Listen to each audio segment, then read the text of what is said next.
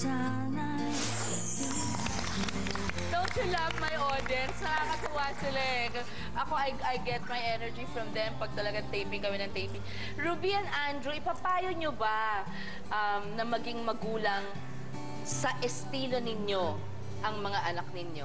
Yung when they become parents of their, I mean, parents themselves, yung style nyo ba, ipapayo nyo gawin nilang style nila? Ladies first. Ladies first. Namimiss ko rin si Ruby kasi mga kaibigan. Ang dami rin namin ginawa. Sa lahat ng pelikula ko, magkakasama ko po kami. Kaya ito, para sa akin, napakasayang na pagkakataon. Oo, reunion po ito actually. Kulang na lang mga anak ko. It's a cool reunion. That's right. So, ikaw, Yes, siguro, dahil nakikita naman niya yung gana ng aking pagiging parent, pagiging papa. Siguro kahit hindi ko embrace sa kanya na, oh anak, gagawin mong ganito. Siguro, sa puso niya, parang feeling niya, paglaki ko, ganun din. Okay. Kasi maganda yung akin sa kanya. Right. Nagagalit lang ako pag talagang, kunyari, masasaktan siya, yung kunyari, mapipilayan siya o ano, iniiwas ko na siya doon. Doon lang ako nagagalit. Pero other than that, wala kaming pinagkakaano. Si Ruby naman, yung mapapayo mo ba kay Tony, your style, at saka sa ibang magulang din? Well, Iba-iba kasi tayo, di ba? Yeah, lahat tayo may... Tama rin yun. Katulad na sabi ko, sa ibang magulang, hindi ko pwedeng sabihin, gayahin nyo kami. Hindi, kasi yung mga anak namin, iba naman sa anak ninyo, di ba? Pick up what you will, di ba? Ang para sa akin, ang pinaka-importante sa lahat ng magulang, alapin nyo lang po kung ano ang language of love ng anak ninyo. Kasi there are 5 languages of love. And we know that, that's true. There's physical, there's gift-giving, there's praises, there's servitude, and there's writing. Like with Tony, she likes to write. We're a writing family. Oo, she appreciates me, she writes. That's a book, by the way. If Totoo you're po yung interested, sinasabi ko. It's called The 5 Languages of Love, if you're interested. Sabi nila po, makikita ang maayos na pagpapalaki sa mga anak sa mga na bubuong pananaw nila sa buhay. Kasi ito po ang gagawin natin, di ba? Okay, eto ngayon. May mga itatanong ako mga bagay, tapos tignan natin kung ano ang isasagot ng mga bata. Kasi usually they learn more and better by the example of the parents. Hindi yung puro boka lamang. Okay. So, eto na. Si Ruby, si Andrew, every now and then, hihingan ko rin kayo ng opinion nyo, ha? Ito mga bata muna. Okay, I'll start ladies first. Lahat ba dapat sinasabi kina mommy at daddy?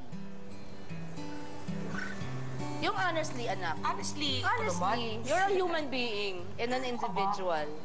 Kung honestly po, I guess you should be open po to your parents. So, But it's easier said than done. It's easier said than done po. But for me, I tend to keep po and they tend to find out. So sabihin mo na lang. Sinasabi ko na lang po. Ikaw, 4D, lahat ba dapat ipinagtatapat kay papa at kay mama? Opo. Lahat talaga? Wala kang sikreto? Madami. 10 years old lang eh. wala pa sa edad. Wala pa anak eh, no? Okay lang. Ito. Ilang taon dapat sa tingin mo, 4D, makipag-boyfriend or girlfriend ang isang dalaga o binata? 23 po. 23! May sagot ang bata agad. Yan. Sana masunod, ha? Oo. Pero tandaan nyo, kung nanonood ang mga anak ko, anak po to ni Andrew, okay? Hindi ko anak. Okay. Mga anak ko kasi sabi ni Kiko, mga 43, ganyan. Pwede na. Ano ko ba kung tayo lang masusunod? Sana wag na mag-boyfriend. Oo. Diyos ko, wag na. Hindi, pwede mag-boyfriend. Basta sa atin matutulog. Oo, yun lang. Oo, yun lang. Date lang kayo, mag-chika lang, text lang kayo. Okay. Okay, last question.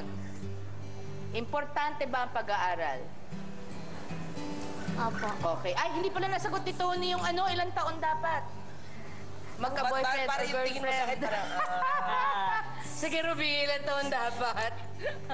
Sabi po ni Mama, mga after high school. Better yet, after college. Oo, ganyan yan eh. Si Kiko, meron siyang parang masyadong stricto nga eh. Kasi- Sinasabi 40s, kasi lalaki eh, di ba? Natural. Ang sagot ko dyan sa tatay niya, pagka may manliligaw o merong may gusto sa anak ko, ang tatay gusto maghubo. Pakita ang mga tattoo, tapos may dalang shotgun. May para naman preso. Tapos nakatambay daw siya, may ganon. Tatawagin niya yung mga barkada niyang mukha. Pangit. Sabi ko, alam mo, Ani, huwag kang ganyan kasi ang magnanakaw, takot sa kapwa magnanakaw. Anyway, tuloy-tuloy pa rin ang ating kwentuhan sa pagbabalik ng Sharon kasama mo, kapatid. Sana po nag-e-enjoy din kayo parang kami. Ibig ko laging sa'yo, kahit maputi na ang buhok ko. Kaya anak, ang importante sa lahat, hindi yaman. Ang importante sa lahat, yung kaligayahan.